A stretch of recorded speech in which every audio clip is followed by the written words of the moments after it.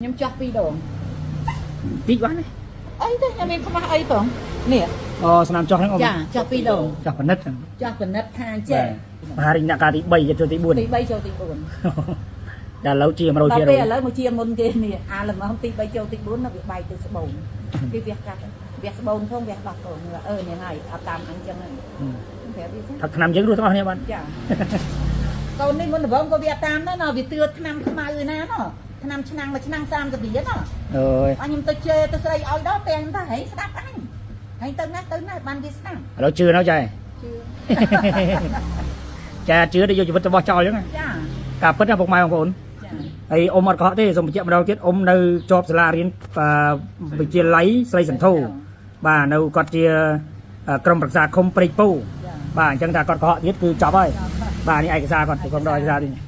បាទនេះឯកសារគាត់ពិនិត្យថ្ងៃនេះតែបាទយកមកទេនេះគាត់ពិនិត្យគឺអ៊ំអត់លាយអស់ 100% ណាអ៊ំណាបាទនេះគាត់ទៅពិនិត្យនៅពេទ្យបាទឯកសារគាត់បាទនេះគ្រប់ទាំងអស់ហើយតែគាត់ថតឲ្យបងប្អូនអ្នកដែលចេះមើលគាត់មើលទៅបាទអញ្ចឹងគ្មានការបោកប្រាស់ទេបាទគឺអ៊ំអត់លាយ 100% មែនណាមិនលេងសើពេទ្យឡើងផ្អើលនេះបាទអ៊ំខ្ញុំផឹកមួយខែដល់ពេលទៅពិនិត្យអត់មានអីសោះណាក់គេល្បីឆ្ងល់ហ្មងការត្រងថតទៅកូនកដោនៅជុំវិញដោះបាទ6 7គ្រាប់ជុំវិញហ្មងបានគេថាខ្ញុំកាចខ្លាំងសាច់ខ្ញុំរោគ្មានណាដល់ពេលពិនិត្យអត់មានលេងវារៀលហ្នឹងគេហៅទី3ចូលទី4ហ្នឹងអ៊ំវារៀលកូនកដុលណាទី3ទី4ណាបាទមានរូបថតទាំងអស់បងប្អូនគាត់ប្រាប់ថាចេះអ៊ំខ្ញុំនិយាយកុំភ័យណាខ្ញុំមានភ័យប្រាប់មកលោកគ្រូដំណាក់កាលអ៊ំអញកាចហើយខ្លាំងអូខ្ញុំថាអីមកទៅយក60ជាងហើយតែឥឡូវ 100% អាលីអស់លីង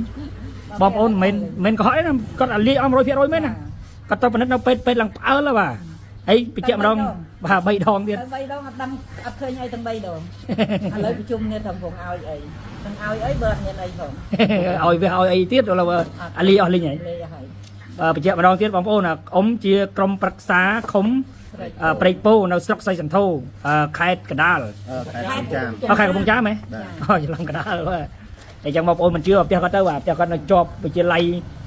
ស្រីសន្ធូឯងមកដល់ឃើញមុខគាត់សួរគេមួយម៉ាត់គេស្គាល់គាត់ហើយគាត់ក្រុមប្រឹក្សាឃុំបាទជាមួយនឹងអ៊ំប្រុសអ៊ំប្រុសជាមួយដែរអ៊ំញឹមសុកជាបាទតែដាក់បលីង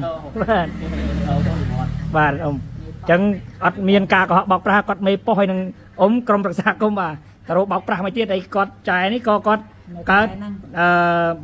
មហារិទ្ធសណ្ដានដែរហើយរូបភាពបានបង្ហាញមើលអស់ហើយអញ្ចឹងទី4ទេចូលទី6ផងគាត់នេះ